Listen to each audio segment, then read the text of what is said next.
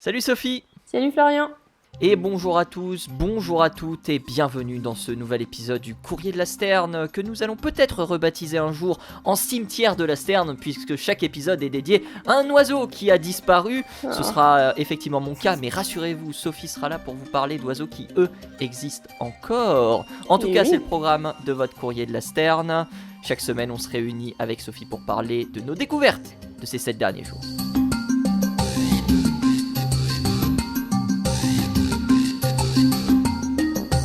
Comment ça va Sophie ? Eh bien écoute, pas mal du tout. Je reviens du coup de mon voyage au Japon et c'était très agréable. Voilà, très beau voyage. J'espère que tu as vu de beaux oiseaux.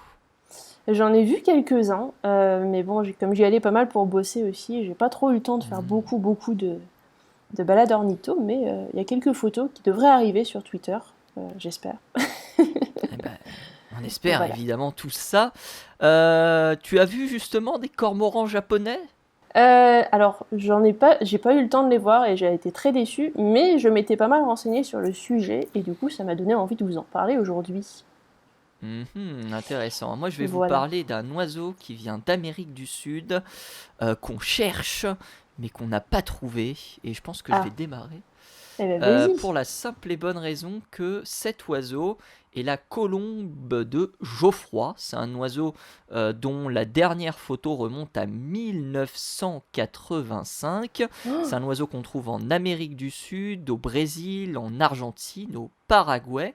Un dernier signalement qui a été réalisé notamment dans une interview de Carlos Keller, qui est un écologiste brésilien. Et c'est un enregistrement un peu particulier qu'est cette interview, puisque l'oiseau, eh bien, on l'entend. On l'entend et c'est quelque chose qui va être très intéressant, puisque il y a pas plus tard que le mois d'octobre dernier, une équipe a sorti une étude, puisqu'elle a décidé de mettre en place pendant environ 2 ans un programme pour essayer de retrouver cet oiseau qui donc a disparu depuis 1985 dans les forêts brésiliennes et argentines. On va revenir évidemment là-dessus. Mais comment ils vont faire ? Eh bien, ils vont utiliser la bioacoustique pour retrouver l'oiseau à l'état sauvage, mais ils vont surtout utiliser de l'intelligence artificielle pour essayer de la retrouver. Incroyable, n'est-il pas ? Alors c'est Carlos Arroyo et son équipe qui est donc écologiste à l'Institut de biologie subtropicale de l'Universidad Nacional de Misiones d'Argentine, qui est à l'origine de ce processus qui a eu lieu en 2 étapes en réalité.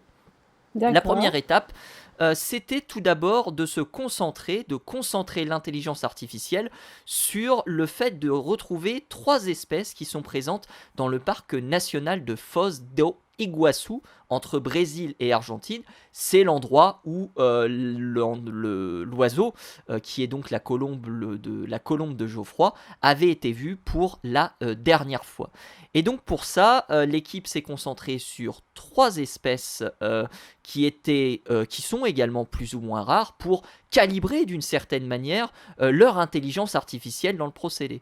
Donc ils ont utilisé des enregistrements de tangara rouge-gorge, de myrmidon de snow et également de colombes aux yeux bleus pour voir si leur dispositif pouvait marcher, voir si l'intelligence artificielle était capable de reconnaître ces oiseaux. Et c'est d'autant plus intéressant que la colombe aux yeux bleus fait partie justement de ces oiseaux qui ont été un temps déclarés disparus, puisque le dernier signalement remontait à 1941, mais en 2015, elle a été redécouverte par hasard par un ornithologue du nom de Rafael Bessa qui se promenait dans le Cerrado, qui juxtapose grosso modo l'Amazonie, qui est une partie forestière.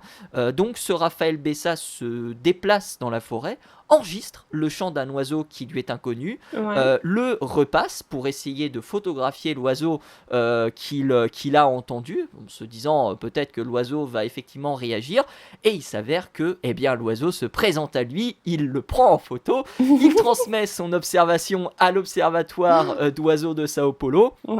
Et là, l'observatoire de Sao Paulo n'en revient pas. Ils font oh mon Dieu, vous avez retrouvé la colombe aux yeux bleus. Donc il y a une équipe qui part pour chercher le spécimen et en 2016, eh bien, on apprend la redécouverte de cette espèce de la colombe aux yeux bleus, puisque 12 individus ont été aperçus lors eh bien, de cette recherche, ce qui fait pas beaucoup, hein, on en convient, mais ce sont quand même de bons motifs d'espoir pour la survie de la colombe aux yeux bleus. Donc, ils ont pris ces 3 espèces pour la partie intelligence artificielle. Ils ont installé des enregistreurs dans la partie brésilienne, 30, 100 autres dans la partie argentine. D'accord. Et comme les oiseaux apprécient une espèce de bambou très importante qui est le Guadua trini, et c'est aussi pour ça qu'ils ont choisi ces oiseaux, c'est parce que la colombe de Geoffroy aime beaucoup le bambou d'Amérique du Sud. Eh bien, ils ont placé ces enregistreurs à ces endroits-là. Il faut savoir d'ailleurs que c'est un bambou qui fleurit tous les 30 ans et que la colombe apparemment de Geoffroy eh bien, suivrait la germination de cette espèce de bambou. D'accord. Ils ont enregistré 1 minute de son toutes les 10 minutes pendant 3000 jours d'enregistrement en cumulé, 3000 jours, ce qui est énorme. Oh, la vache. Et le résultat, c'est que ça n'a pas marché. Ah zut. Ah non, ça n'a absolument pas marché. Alors du coup, il y a Carlos Arrojo qui a dit que les logiciels nécessitent la saisie de nombreuses données et avec des espèces aussi rares, nous n'avons tout simplement pas assez de données pour entraîner l'algorithme d'identification. Grosso modo, il n'y avait pas assez d'oiseaux qui étaient entendus par l'enregistreur, d'oiseaux qui étaient voulus par l'enregistreur, donc du coup, eh ben, l'intelligence artificielle n'a pas pu apprendre le chant des oiseaux. Donc, il fallait recommencer. Ils ont recommencé sur la base d'un modèle statistique assez simple. Ouais. Ils ont créé un nouveau modèle sur la base d'enregistrement et l'algorithme compare le chant entendu avec une base de données. C'est une méthode qui n'est pas vraiment nouvelle, hein, mais qui a été utilisée d'une autre manière, puisque un autre écologiste en même temps, David Donoso, ont utilisé la bioacoustique pour étudier la résilience du choco, qui est un point chaud de la biodiversité en Équateur, qui a été transformé en zone agricole. Donc ils ont utilisé ce même système, et il s'avère que ça a marché. Ça a marché pour identifier le tangara, ça a marché pour identifier la colombe, mais ça n'a pas très bien marché pour identifier le myrmidon. Donc on peut dire que c'est une expérience qui est assez prometteuse, et c'est justement cette expérience, le résultat de cette expérience qui est sorti en juin dernier. Les auteurs parlent de Passive Acoustic Monitoring, ou le PAM, et par l'intermédiaire de Science News qui relaie l'information, eh bien notre cher Carlos Araujo s'est fendu de quelques mots. On peut soit utiliser moins d'enregistrements pour cartographier l'ensemble du paysage sonore des animaux et déterminer les espèces présentes, comme nous l'avons fait, soit utiliser un grand nombre d'enregistrements pour rechercher un seul type de son. Donc c'est une méthode de recherche pour identifier des oiseaux qui ont disparu, qui est à l'étude. On le sait depuis quelques années, le son, ça commence à devenir vraiment un domaine d'étude extrêmement important pour le domaine de l'ornithologie. Et peut-être qu'avec cette technique, on arrivera effectivement à avoir à retrouver des espèces qu'on pensait disparues. C'est intéressant ça, ok.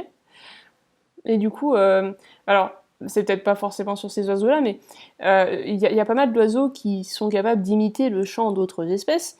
Je me demande jusqu'à quel point cette méthode est finalement efficace pour déterminer qui de l'oiseau original ou de l'imitateur on écoute en ce moment même.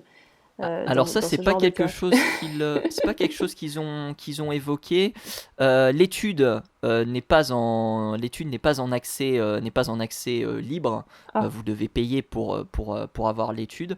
Mais dans le résumé que faisait Science News, sur lequel je m'appuie beaucoup, il n'y avait pas spécialement l'évocation justement de ces de ce possible problème d'imitation. Hein. On a à peu près selon une étude sortie, je sais plus, il y a 1 an ou 2 ans, on a à peu près 400 espèces d'oiseaux qui seraient capables justement justement qui serait capable d'imitation. Ouais. Mais c'est vrai que c'est effectivement quelque chose qui devrait être pris en considération. Je pense sincèrement que c'est quelque chose qu'ils ont pris en considération de leur côté. Après, ouais, ça peut être effectivement quelque chose de plutôt, de plutôt intéressant à voir. Par rapport aux autres oiseaux que j'ai cités, donc le myrmidon de Snow, pour essayer d'un petit peu de saisir à quoi il ressemble, c'est un tout petit oiseau très noir. Voilà, pas beaucoup de couleurs, qui ressemble un tout petit peu au gomme-mouche, qui s'appelle aussi le myrmidon d'Alagoas. Alors je crois que le myrmidon de Snow est le nom le plus utilisé aujourd'hui, mais on a également le myrmidon d'Alagoas qui est utilisé. On a notre fameux Tangara qui lui est magnifique, hein. Vraiment, le Tangara rouge-gorge, c'est un superbe oiseau. Je vous invite à voir sur internet à quoi il ressemble. Mais c'est vraiment un oiseau magnifique, blanc-noir avec une gorge rouge, comme le rouge-gorge, hein, finalement, Oui. bien, bien, bien, bien marqué, avec un œil aussi un petit peu orangé, vraiment magnifique. Et puis pour notre colombe aux yeux bleus, eh ben, il faut imaginer une colombe avec effectivement un œil très bleu, mais c'est pas tout parce qu'il y a du bleu également sur une partie de l'aile. C'est un oiseau un peu rosé, un peu avec une queue un peu marronnée, D'accord. avec un plumage assez contrasté qui est assez joli. Voilà donc pour ces oiseaux, à reconnaître. Et puis évidemment, on a notre fameux oiseau de l'étude, à savoir la colombe de Geoffroy, qui elle, puisque je vais essayer d'en faire une petite description également, elle ressemble un peu à un pigeon de loin, avec un œil un petit peu rouge, avec un plumage finalement assez terne, mais quand même des motifs sur les ailes qui sont assez remarquables et assez facilement identifiables. Donc voilà un petit peu pour les quelques espèces d'oiseaux que nous avons cités dans cette étude. Est-ce que c'est pas elle qui a aussi les ailes violettes? Parce qu'il me semblait qu'il y avait aussi le nom tourterelle à ailes violettes ou un truc comme ça. Non, ça C'est c'est pas du elle. coup. C'est une Non, autre. non, c'est pas elle. Non, non, D'accord. c'est pas elle. C'est une autre espèce. Alors je ne sais pas quelle est l'espèce. D'accord. Je vais voir un petit peu ça sur Internet. Peut-être que Internet aura des informations à donner. C'est la colombe à nuque violette, qui apparemment, ouais, qui a plutôt un plumage iridescent Ouais. en réalité. D'accord. Non, Non. Bon, ok.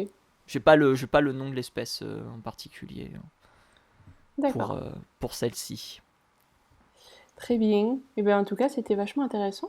C'est super Ah sympa si bah, on peut arriver à trouver des oiseaux juste au son. Surtout des oiseaux qui ont bah, disparu depuis un moment. ouais, ouais, clairement. Mais on avait déjà, il y avait l'individual acoustic monitoring, on en avait parlé, je crois, avec Victor, peut-être avec toi aussi, qui consistait à rechercher un individu avec son chant. Alors, Ouais. c'était pas le cas chez tous les oiseaux, mais c'était fait notamment chez les pipites, par exemple. Beaucoup d'études qui ont été faites sur la pipite. J'ai plus le nom de l'espèce, mais en tout cas, chez une espèce de pipite. Donc l'objectif étant de déterminer individuellement les oiseaux par leur chant. Ouais. Là, effectivement, le fait qu'on utilise l'intelligence artificielle, et puis l'arrivée de l'intelligence artificielle aussi, mine de rien, dans l'étude de l'ornithologie, qui va peut-être aussi nous permettre Oui. de repérer les oiseaux plus Et oui. facilement, peut-être de les remarquer plus facilement. Mhm. Euh, donc ça peut être aussi des choses intéressantes à prendre en considération. Peut-être que tu parlais de l'utilisation de la 3D la dernière fois pour les nids de Oui. vanneaux. Oui, oui. C'est des choses qui rentrent de plus en plus en ligne de compte. C'est des choses dont tu entends parler, toi, de ton côté? Oui, bah oui, oui, les nouvelles technologies, tout de suite, ça devient de plus en plus facile d'accès, j'ai envie de dire, parce que après, bon, faut imaginer que ce sont des disciplines qui étaient assez peu utilisées précédemment, parce que c'est pas forcément facile à déployer, surtout quand c'est au stade initial de développement. Mais quand ça devient un peu plus facile à utiliser pour tous les chercheurs, ben dans ce cas-là, c'est des technologies qu'on peut utiliser dans plein de domaines différents, et en l'occurrence en ornithologie. Donc ça m'étonne pas qu'on commence à voir apparaître du machine learning pour les chants d'oiseaux, parce que finalement, c'est des choses qu'on peut tout à fait utiliser de nos jours assez simplement finalement. Bon, c'est pas super simple non plus, mais ça se fait quand même assez simplement comparé à ce qu'il fallait faire précédemment pour arriver à faire sortir ce genre de choses. Là maintenant, même si on n'est pas spécialiste machine learning, finalement on peut quand même arriver à faire des petits trucs sympas. Donc ça devient de plus en plus populaire, j'ai envie de dire. Oh, puis Voilà. on le voit de façon avec eBird, qui est une Oui, excellente application qui fonctionne extrêmement bien. Vraiment, on vous invite à utiliser eBird si vous êtes un ornithologue comment dire, amateur, oui. puisque c'est un outil qui fonctionne vraiment, vraiment très très bien. Alors évidemment, il faut que certaines conditions soient réunies, mais moi j'ai vraiment été surpris de la férocité de l'outil qui La reconnaissance, vraiment c'est bien. la Ouais, ouais, très ouais. très grande majorité des cas tombe juste quoi. Donc, Oui, bon, après, il faut savoir aussi que certaines fois, ça ne marche pas, hein. La reconnaissance des espèces comme ça, une idée humain d'espèce, probable. voilà. C'est- C'est pas toujours simple et ça marche pas à 100%, mais vraiment, on a fait des progrès fantastiques dans l'utilisation de la reconnaissance des espèces juste par photo. C'est assez incroyable hein, des fois. Et ça marche pas que pour les oiseaux, hein. Il y a aussi des applications pour les plantes maintenant, de nos jours. Hmm, Si vous voulez reconnaître des trucs ok. grâce aux fleurs, grâce à ce genre de choses. Il y a plein de trucs pour les arbres aussi. Je sais qu'il y avait des choses des applications qui avaient été lancées en France. Il y avait quoi? C'était Clé de forêt, je crois, qui avait été lancé comme ça par l'ONF. Il y avait des applications comme ça qui avaient été Ouais, puis il faites. y a PlanteNet aussi, si mes souvenirs Oui, sont bons. il y a Euh, plein d'applications sur les différents smartphones que vous pouvez avoir qui fonctionnent très très bien pour la reconnaissance des espèces. Le seul petit bémol, c'est qu'évidemment, vous devez avoir la photo de l'animal ou de la plante en gros plan, sinon ça ne marche pas, ce qui est logique. Mais sinon, c'est quand même assez précis et c'est assez incroyable. Et d'ailleurs, j'avais discuté de ça avec... je fais partie d'un groupe de la société de succulentes de la ville où j'habite mhm. et de Cacté. Et en fait, on discutait de la reconnaissance et du nombre de photos qui étaient disponibles sur ces plateformes en ligne par des gens qui ne sont pas forcément des professionnels, hein, des amateurs qui postent leurs photos, qui aident la banque de données. Et il y a des chercheurs qui fouillent ces banques de données pour arriver à retrouver des espèces qu'on ne connaît pas ou qui ont disparu. Et c'est arrivé Fantastique, hein. encore l'année dernière de retrouver des plantes qui étaient complètement inconnues en fait et qui du coup ont été décrites grâce aux photos qui avaient été postées sur ces plateformes en ligne. Et ça, je trouve ça incroyable. Incroyable, incroyable. Ouais, ouais. Donc ça peut aussi, alors vous vous rendez peut-être pas compte, mais ça peut aussi aider la science de mettre en ligne vos photos d'animaux. Alors pour les oiseaux, c'est assez rare qu'on ait des espèces différentes, mais bon, surtout en Europe. Mais voilà, si vous trouvez un truc intéressant, ça peut parfois aider un scientifique de dire ah tiens, vous avez vu cette espèce à cet endroit, ah c'est pas mal, je vais peut-être le rajouter dans mes données. Ça peut servir aussi.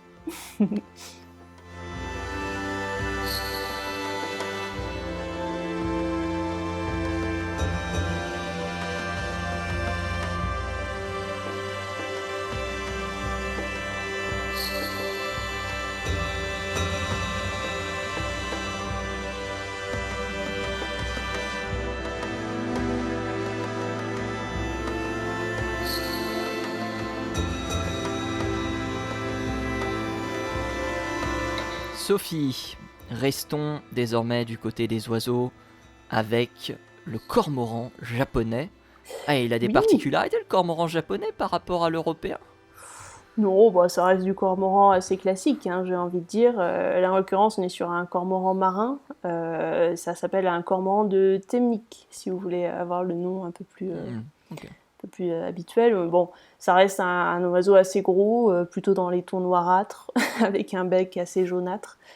Euh, ça mange du poisson, hein, comme tous les cormorans. Ça a les pattes palmées et ça manque singulièrement de plumes sur les ailes, comme j'imagine que vous le savez certainement. Il y a une rangée de plumes qui a disparu, donc on a des plumes en moins sur les ailes des cormorans. Euh, Est-ce qu'on a l'absence de la glande uropygienne alors sur celui-là, je ne sais pas exactement et je voudrais Ok. pas dire de bêtises, donc je ne vais pas m'avancer. Il faudrait que je cherche, c'est une bonne question. Merci de l'avoir posée. Ah bah, pas de souci, hein. Mais en tout cas, voilà, on est sur du cormoran assez classique, j'ai envie de dire. Si vous voyez les cormorans en Europe, bon, bah, ça ressemble pas mal. La petite différence qu'on a avec ce cormoran-là, c'est que au Japon et en Chine un petit peu aussi. Bon, la tradition s'est perdue de nos jours, mais au Japon c'est resté. Il y a des pêcheurs qui utilisent ces cormorans de Temminck d'ailleurs, je pense, parce qu'il y a un N à la fin. C'est du nom du chercheur. Hein. Oui, c'est difficile à prononcer ce truc. Le cormoran de Temminck qui sont utilisés par les pêcheurs, enfin, certains, pas tous, certains pêcheurs japonais pour capturer du poisson. Et c'est là que c'est assez incroyable parce que bon, c'est finalement une technique qu'on ne voit pas en Europe. Alors, c'est une technique qui a été utilisée précédemment dans d'autres parties du monde aussi, mais qui a fini par péricliter très rapidement, hein, qui n'est pas restée autre part qu'en Chine et au Japon. Et en Chine, ça s'est éteint assez récemment. Donc il n'y a plus qu'au Japon qu'on peut voir cette pratique. Vietnam aussi, je crois que c'est une tradition. Oui, il y a quelques rares endroits. Dans la baie d'Along, effectivement. Exactement. Dans ces endroits-là, il y a quelques endroits où vous allez pouvoir le voir peut-être. Mais ça reste des pratiques qui sont très très rares. Et même encore au Japon aujourd'hui, on a très peu. On a à peine une 50aine de pêcheurs qui le font encore. Et c'est considéré comme un art traditionnel japonais. Et les poissons capturés par ces cormorans pêcheurs sont considérés comme étant de qualité premium, en quelque sorte, et avoir la marque du bec sur son poisson au moment de la vente, qualifie le poisson d'extrêmement grande qualité, et vous pouvez le vendre plus cher d'ailleurs. Petite astuce. Mais c'est considéré comme un art en fait au Japon, et c'est depuis... alors, il me semble que c'est Oda Nobunaga, l'un des shoguns de l'époque, il y a déjà pas mal de temps, qui avait instauré une relation très particulière entre le gouvernement et les pêcheurs qui utilisaient ces cormorans au Japon, parce qu'il est considéré comme finalement des oiseaux très importants par chez eux, et le poisson qu'ils capturaient étant de première fraîcheur en quelque sorte, c'était ce poisson capturé par ces cormorans-là qui était envoyé au palais impérial et qui était exclusivement utilisé pour l'empereur. Et encore aujourd'hui, encore de nos jours d'ailleurs, hein, c'est effectivement assez incroyable, mais encore de nos jours, il y a toujours une relation entre la maison impériale au Japon et les pêcheurs, du moins ceux qui restent encore aujourd'hui, qui revendent, enfin qui donnent d'ailleurs de base leur poisson à l'empereur, ou le revendent aussi sur les marchés de temps en temps, mais le poisson va premièrement au palais impérial pour être utilisé là-bas. Et il y a toujours cette relation entre les deux, et d'ailleurs le palais impérial paye ces pêcheurs, il y a une certaine redevance tous les mois, qui est payée à ces gens-là, tout simplement pour perpétuer cet art traditionnel qui se perd un peu aujourd'hui. Et je voulais vous en parler parce que c'est quelque chose qu'on n'a pas l'habitude de voir en Europe. J'imagine que personne n'a jamais vu en France quelqu'un pêcher au cormoran. Et c'est assez particulier. Et la technique est finalement assez... barbare. Ouais. C'est aussi une des raisons pour lesquelles je voulais en parler, parce que ça peut choquer. Ouais, effectivement. Voilà. Donc, pour ceux qui l'ont déjà vu, je pense qu'ils sauront de quoi je parle. Pour les autres, on va expliquer rapidement. Donc en gros, les pêcheurs ont avec eux des cormorans. Alors ces cormorans sont pas des oiseaux qui sont élevés en captivité, ce sont des oiseaux qui sont pris dans la nature. Donc c'est normalement des oiseaux sauvages. Alors vous allez pouvoir voir écrit à droite et à gauche que c'est des cormorans qui ont été domestiqués. Alors on va être très clair sur le sujet. Un animal domestique, c'est un animal qui a évolué au contact de l'homme, c'est-à-dire que l'homme a participé à sa reproduction, à la sélection des animaux qu'il préférait pour avoir des traits de caractère ou des formes particulières qu'il allait préférer. Donc le cormoran n'est pas un animal domestique, hein, ce sont toujours des oiseaux qui sont capturés dans la nature, qui n'ont pas évolué spécialement au contact de l'homme, donc il ne s'agit pas d'un chat ou d'un chien. Clairement, c'est un animal sauvage, et c'est toujours un animal sauvage. Donc ces oiseaux-là sont des oiseaux sauvages, et pour finalement les garder en captivité, ils sont évidemment dans des cages ou dans des volières, et lorsque le pêcheur les sort pour aller pêcher avec lui, ils sont attachés. C'est-à-dire que ces oiseaux-là sont attachés au niveau du cou par une sorte de nœud coulant qui est plus ou moins serré. Et ce nœud coulant ne sert pas seulement à garder l'oiseau près du bateau, ça sert aussi à faire en sorte qu'il ne gobe pas le poisson qu'il chope. C'est-à-dire que le cormoran, la technique de pêche du cormoran, j'imagine que vous connaissez un peu, vous en avez certainement vu, qui plongeait sous l'eau pour aller attraper le poisson, et qui du coup le gobe entier, ça rentre très bien. Voilà. Le cou s'élargit suffisamment pour laisser passer le poisson dans l'œsophage. Et le nœud coulant autour du cou restreint la taille de l'œsophage donc, et fait que les poissons les plus gros ne peuvent pas passer. Donc le pêcheur, ce qu'il fait, c'est quand le cormoran a attrapé un poisson, donc il va tirer sur la corde, récupérer son oiseau, et faire ressortir le poisson qui n'a donc pas pu descendre le long de l'œsophage, et il va lui masser la gorge pour faire ressortir, régurgiter le gros poisson. Et si c'est un petit poisson, par contre, il lui laisse, de toute façon, il y a la place pour que ça passe, il ne serre pas trop le nœud coulant non plus pour éviter qu'il y ait des problèmes, évidemment avec la respiration, etc. Mais voilà, mais du coup, c'est quand même une technique qui est un petit peu... alors, je sais pas si je qualifierais ça de barbare, mais enfin c'est quand même assez... c'est assez vieillot comme technique quand même. Voilà. Il y a un moyen de faire évoluer cette technique-là, et ils l'ont trouvé il y a quelques années de ça juste. Il y a une autre technique de pêche au cormoran qui s'était développée au Japon, mais qui malheureusement s'est éteinte il y a quelques dizaines d'années seulement, et qu'ils ont essayé de faire revivre, qui est une technique de pêche au cormoran où tu n'as pas besoin d'attacher ton oiseau. C'est-à-dire qu'en fait, au lieu de capturer des oiseaux adultes ou des jeunes oiseaux dans la nature, tu vas récupérer des œufs, tu vas les élever, enfin les couver en captivité en quelque sorte, et du coup tu vas récupérer les petits poussins qui vont être beaucoup plus malléables dans ces cas-là, et qui vont être beaucoup plus faciles à entraîner, et tu n'auras pas besoin de les attacher pour qu'ils reviennent vers toi, et pour les entraîner à donner leur prise en quelque sorte. Et ça a été réalisé, je crois que c'est en 2021. Ils avaient relancé la tradition. Et donc ça, c'est une possible évolution de cette tradition vers quelque chose qui finalement serait plus sympa pour l'oiseau, où il n'y a pas ce nœud coulant autour du cou, et où simplement c'est une histoire d'entraînement avec l'animal, avec une habituation entre le cormoran et son dresseur. Moi, je trouve ça beaucoup mieux déjà. Ah oui, non, mais Voilà. il y a plein de réflexions qui se font, notamment du côté des autochtones, des traditions de ces gens qui prennent conscience finalement que la nature est extrêmement fragile. Ils en prenaient déjà conscience, hein, parce que ce ne sont pas des gens qui vont tuer des animaux pour le plaisir ou autre, hein, ou qui vont déséquilibrer d'une certaine manière la nature. Ils en avaient conscience, mais là ils en prennent encore plus conscience parce que c'est quelque chose qui... je vais pas dire qui est dans l'air du temps, mais quelque chose que l'on commence petit à petit à faire comprendre de plus en plus. Et oui, faire évoluer les traditions, garder les traditions, c'est Exactement. une bonne chose d'une certaine manière.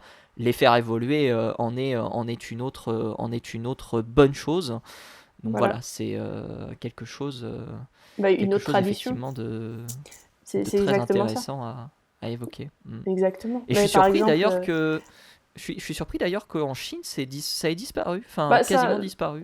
Mais le problème, c'est qu'en fait, ces pêcheurs-là en Chine, ils n'ont pas la même relation avec le gouvernement que les pêcheurs japonais. Les pêcheurs bien japonais sûr. sont soutenus financièrement par le palais impérial, parce que du coup, il y a cette relation qui s'est établie depuis longtemps. Et en Chine, c'est pas le cas. Donc ces gens-là doivent survivre en vendant leurs prises, leurs poissons, et c'est pas forcément facile d'être en compétition avec des méthodes de pêche plus modernes, qui du coup ramènent plus de poissons, parce que bon, le cormoran, il est bien, hein, mais là, la séance de pêche typique d'un cormoran, ça va être 1 heure, 1 heure et demie, et puis après, ton oiseau, il est fatigué, puis il a mangé suffisamment de petits poissons, de toute façon, il a plus faim, donc il ira plus pêcher, il va juste patauger vite fait dans l'eau, puis c'est tout. C'est un peu comme... Il va danser, et puis voilà. c'est ça, c'est un Mais peu comme quand tu sors ton oiseau de proie pour aller à la chasse, par exemple. Tu vas faire ta chasse, tu vas te balader un peu, une fois qu'il s'est gorgé, ton oiseau de proie, c'est fini. Voilà. Tu voulais rajouter un truc avant qu'on parte sur ça? Oui, en France, vu qu'on parle des traditions, en fauconnerie, par exemple, en Europe, il était d'usage, avant l'utilisation du chaperon, vous savez, ce fameux petit bonnet de cuir qu'on met sur la tête des oiseaux, et notamment des faucons, pour éviter qu'ils n'aient peur de tout ce qui passe autour d'eux, pour les garder bien calmes. Et ben avant ça, on avait pour habitude de lier les paupières des jeunes faucons, notamment des émerillons et de ce genre de choses et oui, que les dames utilisaient pour la chasse et puis même après pour les faucons un peu plus gros. Incroyable.